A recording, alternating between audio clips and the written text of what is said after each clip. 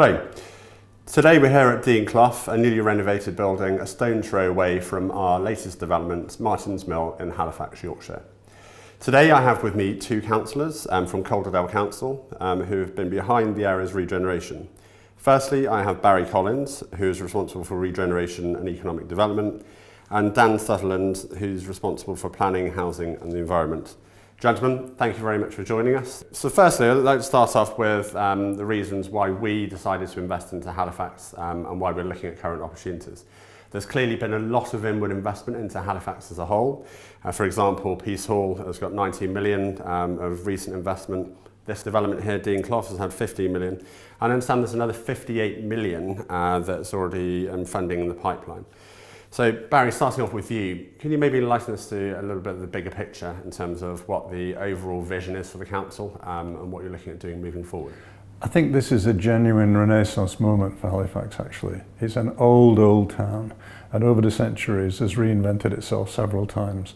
And we are in a period of complete reinvention now in the town. It's in three phases, really. The first phase was very much to do with the area around the lower town centre, where we recently reopened the Peace Hall after an immense programme of restoration.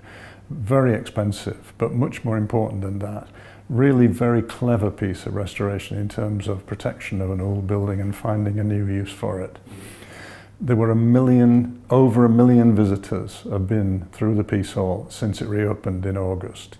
And that's a sense of the importance of it as an architectural and heritage project. It's known about now, not just across the rest of the country, but across Europe actually. Visitors coming to see what we've made of that. And right next door to it is Square Chapel, which again is a multi-million-pound restoration there with a new cinema inside it that's proved extremely popular. Just across from Square Chapel, there's a new business centre, which is the beginnings of our creation of a university presence in Halifax. And the business centre that's being run by Leeds Beckett University. A little bit farther up is the Orange Box Youth Centre, which again is a complete transformation of an old building. Just round from there, the Borough Market, where we have a feasibility study at the moment. It's one of the best remaining covered markets anywhere in Britain.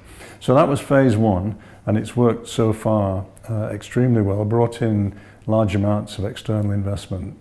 Phase two moves on from that, and it's very much to do with the transport links around into Halifax and out of Halifax, and also a complete change of the way the street system works in the town, completing the pedestrianisation, creating a bus box around the town centre, keeping the buses out of the middle, creating new parks and green spaces in the town centre. So Daniel, you're obviously responsible for housing in the region.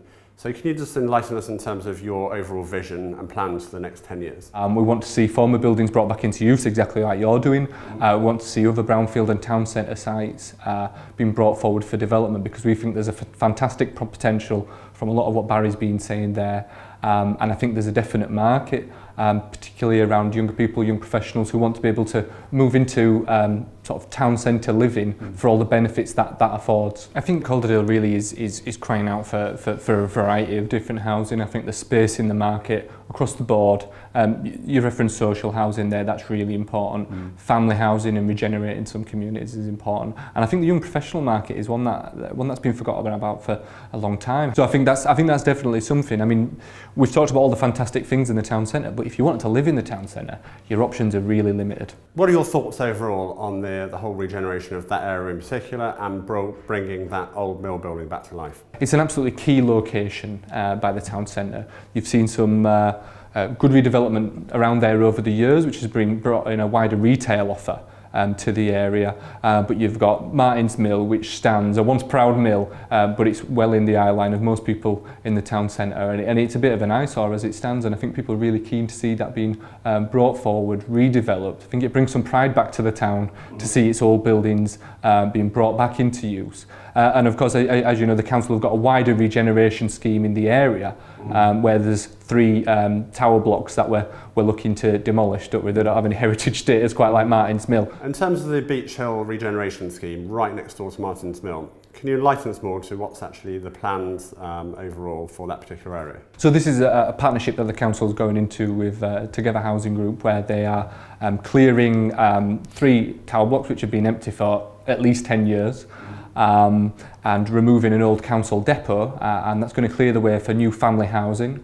There's also some other housing that's currently located on the site, which is of a low quality really, and the phase 2 of that programme would be to redevelop some of that area as well. But this gives a fantastic opportunity to change the nature of the area, change how it looks, put in improvements such as parks and improve the walkways into town.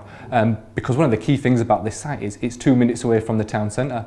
It's perfectly located, but you've got really quick road access if you want to get out to the M62 or other parts of Calderdale as well.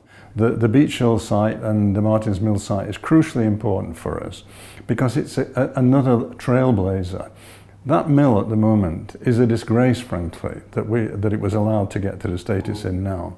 We had to decide either to try and persuade someone to do something with it, or to pull it down, which would have been a tragedy actually. So, final question, if I were looking to potentially either move or invest into Halifax, what are the key things that you would try and highlight to persuade me to do so? I'd say you've got to come and see it to believe it. We were talking earlier about the Peace Hall.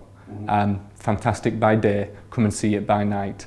Come and experience some of what there is in the towns, some of the activities that can be done in the rural areas, and just the sheer beauty of living in an area like this.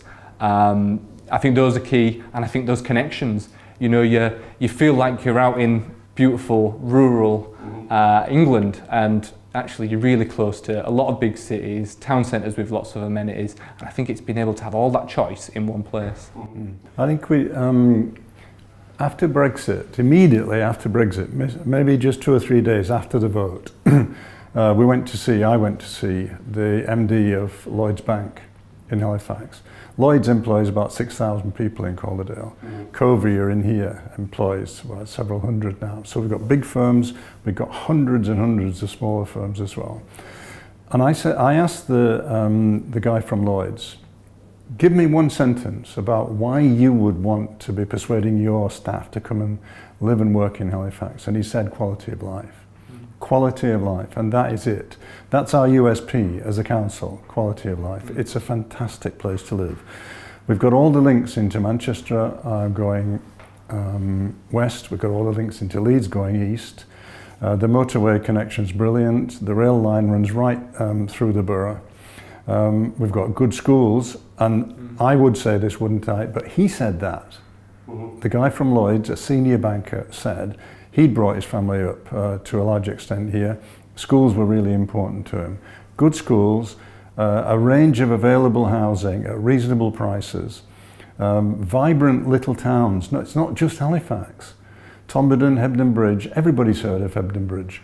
Brickhouse, Sowerby Bridge, they've all got their own personality, with Halifax at the heart of the whole thing, which is just beginning to really take off. It almost feels like there's a kind of virtuous circle developing here. The more excitement you can create into the town, more investment you can get into the town, and the more people you can get interested in moving and living there, then it just keeps that cycle going, and things can just get better and better.